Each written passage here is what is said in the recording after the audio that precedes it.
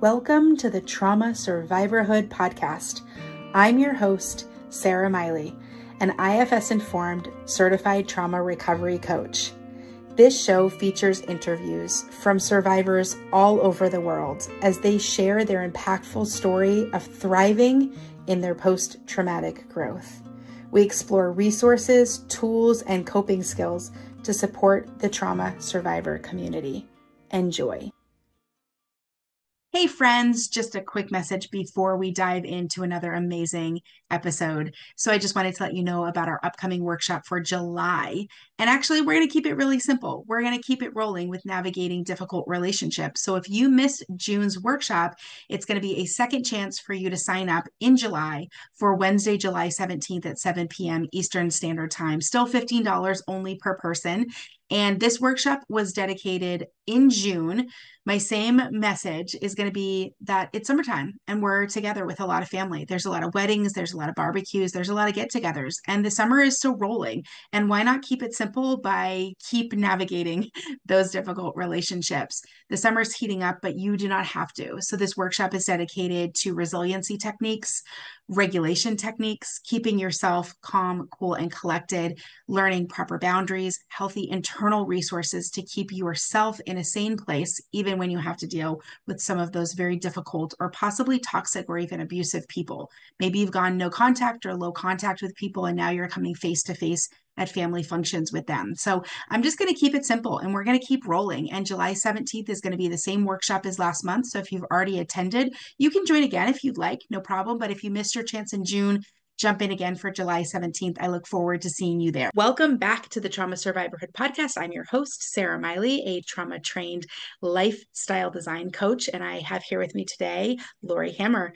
Laurie's story reads like this. Nothing is easy about being a mom and a business owner all at the same time. Her constant scheduling, responsibilities, lack of sleep, it was truly exhausting. And she said it could feel like living a thriving life was just simply impossible. She tells us that she understands the struggle of other moms as well because she has been there. Before becoming a mom, Laurie struggled with an eating disorder, anxiety, and depression. It was a dark and isolating time for her.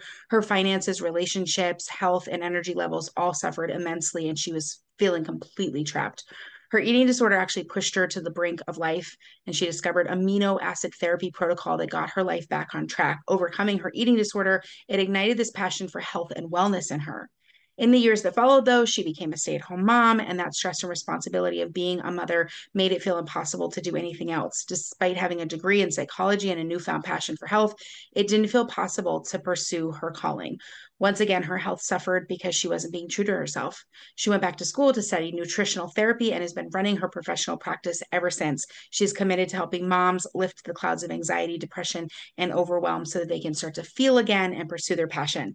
As a certified nutritional therapist, she has developed the Calm Mom method to help you feel more energized and aligned in your life. This method is very similar to the one that Laurie herself used in her healing. So Laurie, thank you so much for being here today. Talk us through your journey, what that was like for you, the isolation, the depression, those emotions that you were struggling with, and how you really overcame to get to this place where you are today. Thank you so much, Sarah, for having me. This is a privilege. This is a really big privilege to me. So thank you very much. So my journey really started as a child, teenager. I just didn't have a good relationship with food. We didn't have a good relationship with food in our family. So not really good body image issues and those kind of things there. So my eating disorder really started when I was in junior high, like my 8th grade year. Strangely enough, I saw a movie about Karen Carpenter, and I thought, oh, that won't happen to me, so I'll just try what she did. And I actually had a girlfriend who told me that she was experimenting with bulimia and she'd lost 5 pounds. And so I'm like, oh, okay. And it felt like something that I had control over because there's so much in my life I didn't really feel like I had control over. And so, but unfortunately, that sent me into, almost a 12-year, really, really dark place. And so going through junior high and high school, I was able to hide it for the most part. My family did discover, I don't know, I think I was like a sophomore or whatever, and my mom was really mad at me. So that put me into like deeper secrecy of it all, because then it was like my thing and like, you can't take it from me. Anxiety, depression in high school, but we didn't really know how to define that. You still move on with life, you still do those things. But then when I got to college and I was on my own, and I ate too much pizza, drank too much beer. It set my body into really a tailspin, and I started making really bad choices, and I was very anxious, very depressed. I was a really great student in high school, perfectionist, always got A's, all those kind of things. I was an only child, and so when I got to college, I didn't know what to do. Like, I didn't know what to do with those feelings. I just felt dark and I felt alone and depressed, and my eating disorder really got out of control. And so that was a huge struggle for quite a few years until I was about 23. And I was in nursing school at the time. I'd kind of been in and out of school for a little bit. And my nursing professor, she and I really connected. And I'm like, I can't do this anymore. This is what's going on with me. Because she's like, why are you missing so much class? Why that? And I shared it with her. And so she tried to get me into some eating disorder programs. And I wasn't suicidal enough. I wasn't thin enough. So I didn't meet a lot of the parameters. I was passing out all the time because I took too many laxatives. I was depressed. I wouldn't show up to things. I couldn't hold down a job at the time. It was just a really dark place. Well, lo and behold, she got this random magazine from GNC Nutrition because her husband bought some supplement there years ago, and they just randomly would get this magazine. And inside the magazine was an article that said, you're addicted to what you're allergic to. And then it talked about amino acid therapy, talked about foods that are just basically toxic to your body. And she sent it to me. She's like, call this place today. And it was Recovery Systems in Mill Valley, California, run by Julia Ross. And she's a pioneer in the amino acid therapy industry. And I didn't know anything about it, but I called out there. Like a month later, I was out there as an outpatient program, found out I had celiac disease. So everything that I was binging and purging on, like, was toxic to my body. It was causing an autoimmune reaction. And then, of course, I was sensitive to dairy. And then I found I had yeast issues, adrenal issues, or some thyroid stuff going on. So you like name it. That was my first really big dive into this functional wellness, industry, because it literally saved my life. And then on top of all of that, I learned what amino acid therapy is, and that my brain was so deficient after all those years, and probably never was optimal from birth, just, given family history and stuff. And once I started rebuilding my brain with those targeted amino acids, like something came alive in my brain that I didn't realize was there. So all that depression, that anxiety just like lifted. And then all these things that I had just been in despair about, they became doable. They became, more manageable. And some things I'm like, oh, I don't know that that's even an issue anymore, because I was able to work through them because my brain was balanced. And when your brain is balanced, like, life becomes really good, right? So that's that piece of the journey in a nutshell with my eating disorder and depression. Wow, amazing, amazing. And it sounds like such a serendipitous kind of moment too, where she just happens to see this thing and you happen to be able to get in. Right? That is really, really beautiful. That's a lot of fortune happened there for you to really kind of click on and move forward. Yes. Can you just define, because we're going to get into functional nutrition quite a bit here. So can you just define what that is and why is it so important? Yeah. So functional nutrition is looking at the body from head to toe and doing testing to decide like where the deficiencies are. This is how I focus on it. So once I know what your deficiencies are, then we can target those deficiencies. And then we have to ask ourselves, did those deficiencies happen? And then get to the root cause issue, right? Because we don't want to mask anything. I want people to feel better, right? And then we want to dive into the root cause issues so that you don't have to keep going around this hamster wheel all the time. So it's testing, it's targeted nutrition, it's diet, it's exercise, it's lifestyle, it's detox, it's all those things, but very targeted for your specific situation. I love that. So kind of looking at the person as a whole, but as a very unique individual. I imagine very, very unique, because Yes. we say that even with trauma recovery like tools that we might use, something that works for one might be a horrible decision and totally triggering for another person, right? Or it just doesn't work. But at best, it doesn't work. At worst, it's actually re-traumatizing or triggering for them. Yeah, I love And that. so that's so important. So when you're doing the testing, you're looking for like metabolic, hormonal, all of that, nutrients, vitamins, Yes. all that kind of stuff. That's amazing.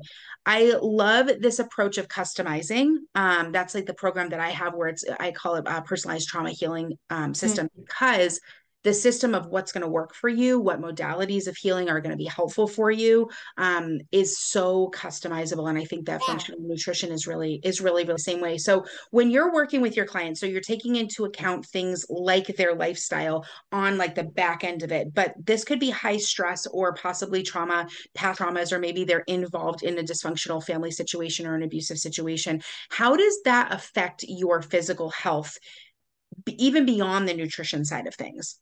Right. So your body keeps the score. Like anything that happens to you, your body has a memory for it. There's cellular memory for everything that's happened in our life. Yeah. And so we kind of have to reprogram ourselves. So that's a piece of the puzzle as well. Feeding your cells, fixing deficiencies can help reprogram those cells, but you still have to release the emotions. And so, I have some good relationships with practitioners who are able to do that, like yourself, right? And help people work through some of those traumatic situations.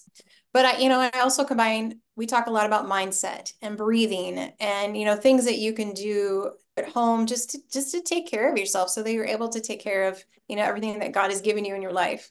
Yeah, for sure. What is some of the mindset changes that someone has to make when they're at a place where they're feeling really unhealthy? They're really kind of at a rock bottom. How do they get to someone like you when it's like even so hard to like just move and be and go to work and pay the bills, right? What's that mindset shift that actually goes, I need to do something different?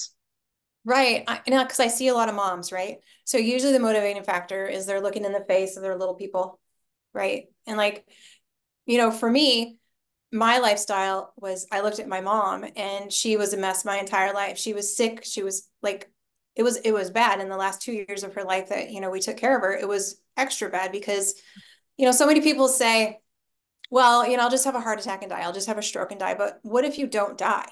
Right. Right? What if you don't die? Because then that leaves your family, and this isn't a complaint, this is just a reality, that leaves your family to take care of you in whatever condition that might be in, right? And so I never wanted that for myself and my kids. I mean, I had my eating disorder pretty much up until I had my son, like a year before I had him. I got pregnant with him, like I was in recovery still. And Wow. then once I saw his little face, I'm like, I can never, ever go back, right? And so I really think our kids, our family, what's in front of us are the motivating factors. I just had a lady in here, she's been working with me about 6 months, and her kid's like, Mom, you got your fun back, And she came to me because, she very bad type 2 diabetic. Her thyroid was really bad. Like she was just on a downward spiral, a lot of heart stuff going on. And now she's doing fantastic. But she came in, she goes, I can't die. I still got kids at home. So a lot of times that's the motivating factor for people, just Mhm. because they have people to love on them and love them back. Yeah. No, I agree with that. I think sometimes doing it for someone else is easier than doing it for yourself, especially if you're struggling with low self-esteem or, self-worth issues and you're kind of thinking, I don't even deserve to do this, but Right. these kids don't deserve for me to die. So that's the Yeah. really So great. whatever it takes you to get here, I'm always thankful for that. And then we work on like, you deserve this. Like you were created for this.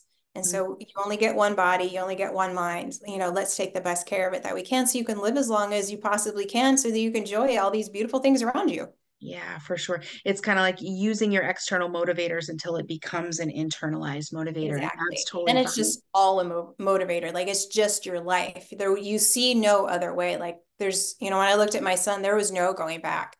Like I Yeah. could see nothing else. Like there was no like, oh, and there's no wavering. Yeah, that's beautiful. I love that. I love that. So I want to dive into eating disorders a little bit because we do know Hmm. there's a pretty large concurrence between trauma and substance misuse and Yeah, also trauma and eating disorders. And so this can also have all of these effects on your health. Binge drinking, binge eating, any type of yes, drug misuse. We're talking liver, we're talking hearts, we're talking sugar, diabetes. absolutely. So this concurrence of eating disorder and trauma, how does that change how you would work with someone if you know that that root is already trauma? We're still going to balance the brain first. So I'm a brain first practitioner. So every single person, no matter what's going on with them, we're going to balance the brain because then we can deal with whatever comes after that, right? So the goal is to make you comfortable in your brain so that other things feel better. So you have a better stress response, a better thought process. And then when you have those things, then we can deal with whatever's after that. Yeah, great response.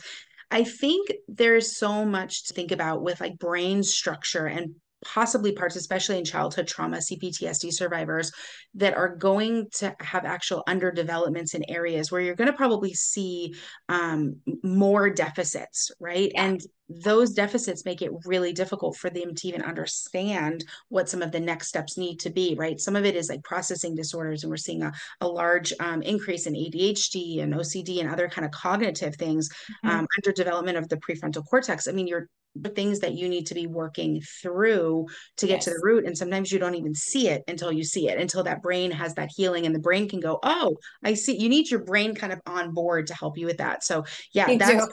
amazing. I really love that, because so you're listening to someone struggling with an eating disorder. Say someone is actually listening to the show right now or watching on the channel today. What would be a couple of first steps for them if they are struggling with this?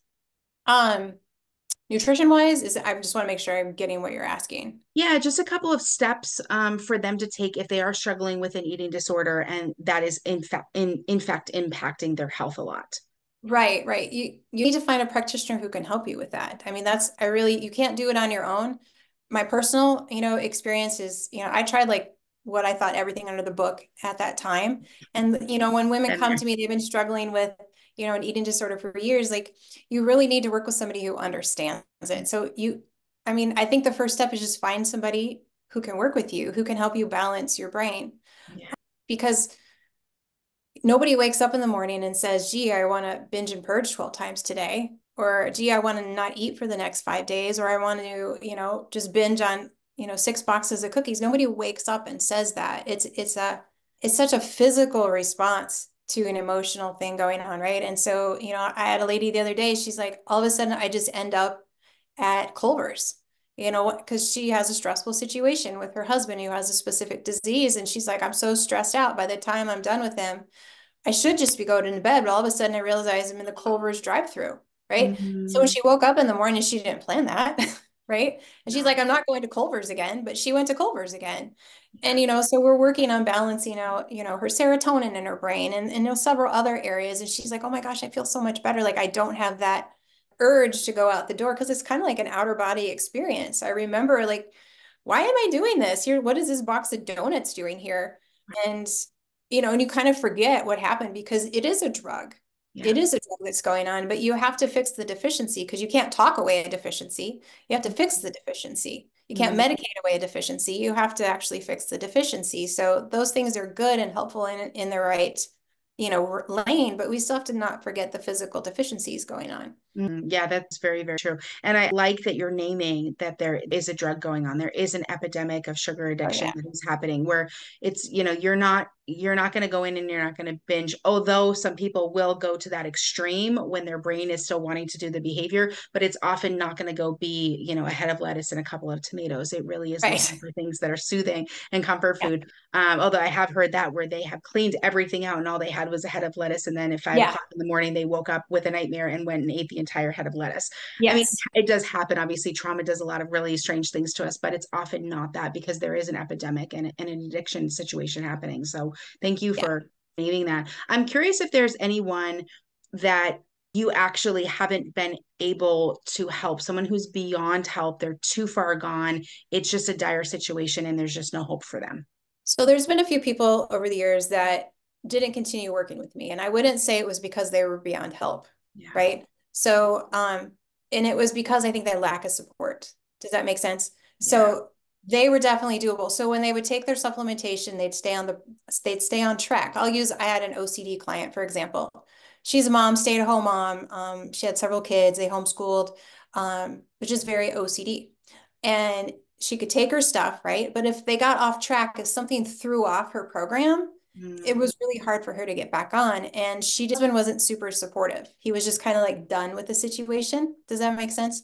yeah. And then she didn't have family that lived close by, and she felt embarrassed to ask friends, Yeah. right? So we didn't get to the place. She got better, but she didn't, there wasn't a healing that took place. Yeah. And so that always breaks my heart because sometimes it's lack of support or getting the right systems in place.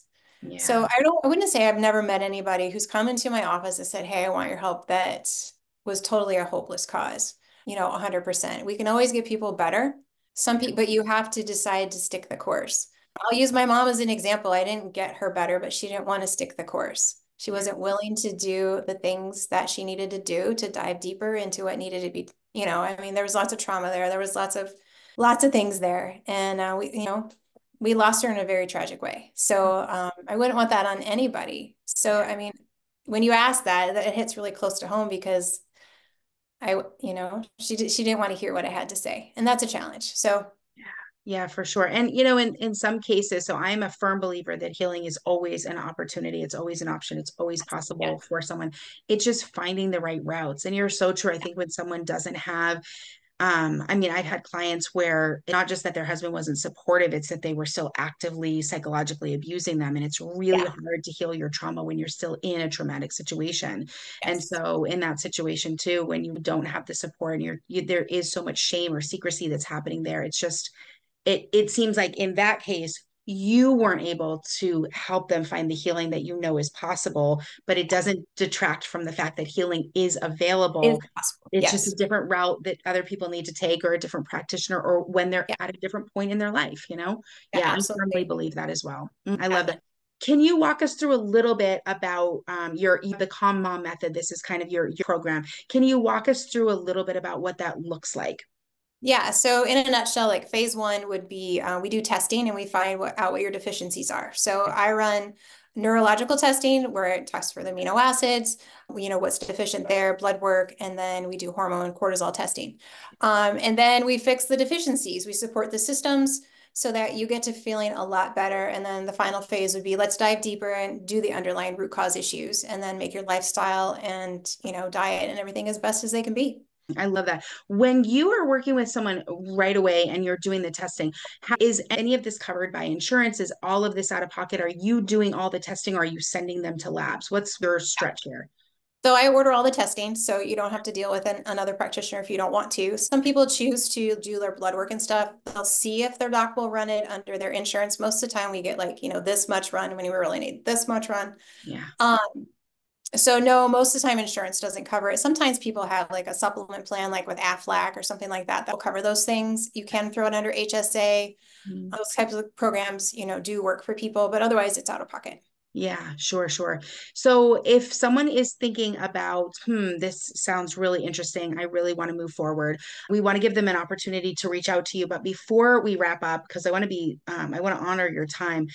I know that this amino acid therapy really turned things a big Yes. time around for you, but that sounds like that was the balancing. And then when you got into that deeper place where you needed to really examine some of those root causes, what were some of the resources that were really helpful to you when you got to that place? To the root cause place. Yeah. Yeah. So, really big mentor of mine right now is Dr. Dan Pompa, and Mm, he was, on cellular health and detoxing and getting to that root cause issue. So, I would follow him, is what I should follow him.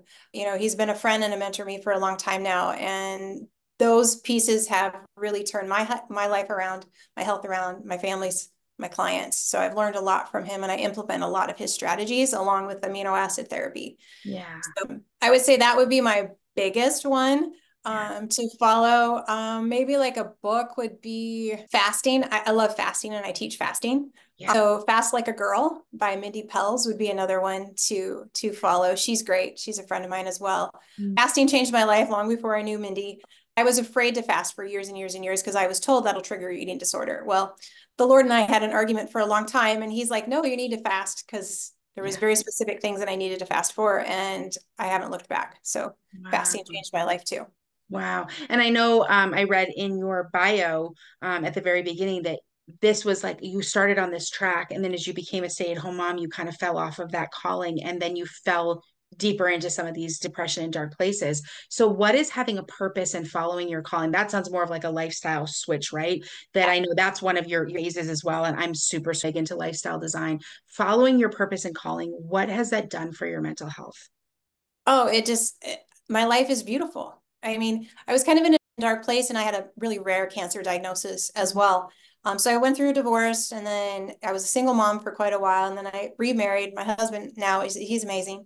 And then I had a really rare cancer diagnosis. My daughter was 5 months old at the time. So there was just like a lot going on. Yeah. And, you've been going along fine for so long and then you're like, you crash. and I crashed. And thankfully, I was radically healed. And doors opened for me to see some really amazing functional practitioners. That's when I was first introduced to Dr. Pompa. And, I haven't looked back since then. And that sent me into, okay, I've loved health and wellness forever and ever. I thought I wanted to be in psychology, and then I thought I was going to do social work, and then I ended up being a stay-at-home mom. And, so I've got these degrees, and then I'm like, I still don't feel like this is where I'm supposed to be. So then I went back to school, got several different certifications, and I haven't looked back. So I just love it. It's just really fun. And I love all my clients. And I want to give people hope. I mean, that's why I do what I do, because I had hope. I'm still alive. There's been several times in my life where I should not be here. Right. And I'm still here. And, especially after that cancer diagnosis, I'm like, no, the Lord is not done with me. I still have a purpose and a mission, and I need to stay on that so that other lives are changed as well. And that's why I do what I do.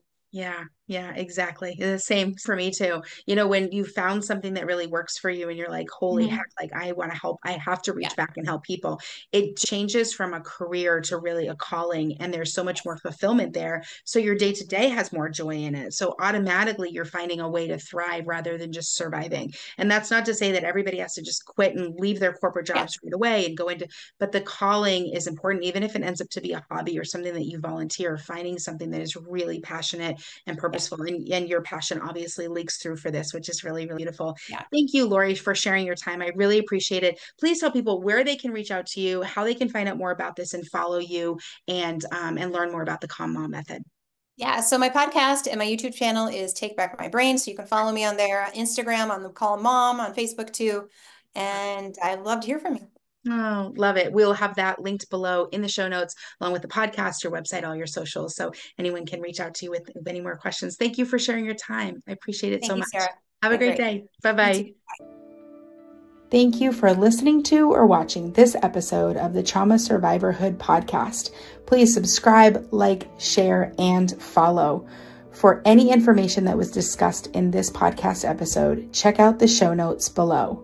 Until next time, be well.